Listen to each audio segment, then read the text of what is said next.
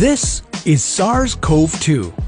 It belongs to the family of coronaviruses named for the crown-like spikes on their surfaces.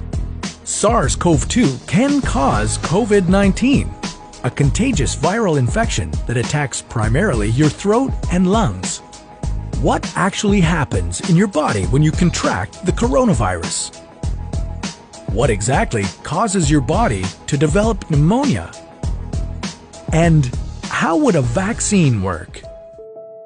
The coronavirus must infect living cells in order to reproduce. Let's have a closer look. Inside the virus, genetic material contains the information to make more copies of itself. A protein shell provides a hard protective enclosure for the genetic material as the virus travels between the people it infects. An outer envelope allows the virus to infect cells by merging with the cell's outer membrane. Projecting from the envelope are spikes of protein molecules. Both a typical influenza virus and the new coronavirus use their spikes like a key to get inside a cell in your body, where it takes over the cell's internal machinery, repurposing it to build the components of new viruses.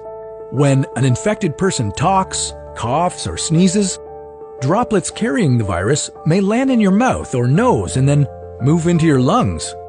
Once inside your body, the virus comes in contact with cells in your throat, nose, or lungs.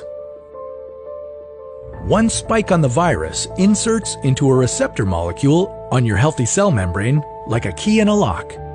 This action allows the virus to get inside your cell. A typical flu virus would travel inside a sac made from your cell membrane to your cell's nucleus that houses all its genetic material. The coronavirus, on the other hand, doesn't need to enter the host cell nucleus. It can directly access parts of the host cell called ribosomes. Ribosomes use genetic information from the virus to make viral proteins, such as the spikes on the virus's surface. A packaging structure in your cell then carries the spikes in vesicles which merge with your cell's outer layer, the cell membrane. All the parts needed to create a new virus gather just beneath your cell's membrane. Then, a new virus begins to bud off from the cell's membrane. Now, with the virus spreading in your body, how can you develop pneumonia symptoms? For this, we'll have to look into your lungs. Each lung has separate sections called lobes. Normally, as you breathe, air moves freely through your trachea or windpipe, then through large tubes called bronchi, through smaller tubes called bronchioles, and finally into tiny sacs called alveoli. Your airways and alveoli are flexible and springy. When you breathe in, each air sac inflates like a small balloon. And when you exhale, the sacs deflate. Small blood vessels called capillaries surround your alveoli. Oxygen from the air you breathe passes into your capillaries, and then carbon dioxide from your body passes out of your capillaries into your alveoli so that your lungs can get rid of it when you exhale. Your airways catch most germs in the mucus that lines your trachea, bronchi, and bronchioles. In a healthy body, hair-like cilia lining the tubes constantly push the mucus and germs out of your airways, where you might expel them by coughing. Normally, cells of your immune system attack viruses and germs that make it past your mucus and cilia and enter your alveoli. However, if your immune system is weakened, like in the case of a coronavirus infection, the virus can overwhelm your immune cells, and your bronchioles and alveoli become inflamed as your immune system attacks the multiplying viruses. The inflammation can cause your alveoli to fill with fluid, making it difficult for your body to get the oxygen it needs. You could develop lobar pneumonia, where one lobe of your lungs is affected, or you could have bronchopneumonia that affects many areas of both lungs. Pneumonia may cause difficulty breathing, chest pain, coughing, fever and chills, confusion, headache, muscle pain, and fatigue. It can also lead to more serious complications. Respiratory failure occurs when your breathing becomes so difficult that you need a machine called a ventilator to help you breathe. These are the machines that save lives and that medical device companies currently ramp up production for. Whether you would develop these symptoms depends on a lot of factors, such as your age and whether you already have an existing condition. While this all sounds scary, the push to develop a coronavirus vaccine is moving at high speed.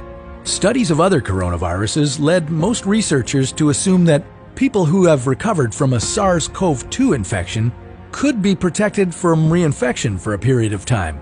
But that assumption needs to be backed by empirical evidence, and some studies suggest otherwise. There are several different approaches for a potential vaccine against the coronavirus. The basic idea is that you would get a shot that contains faint versions of the virus. The vaccine would expose your body to a version of the virus that is too weak to cause infection, but just strong enough to stimulate an immune response. Within a few weeks, cells in your immune system would make markers called antibodies, which would be specific for only the coronavirus, or specifically its spike protein. Antibodies then attach to the virus and prevent it from attaching to your cells.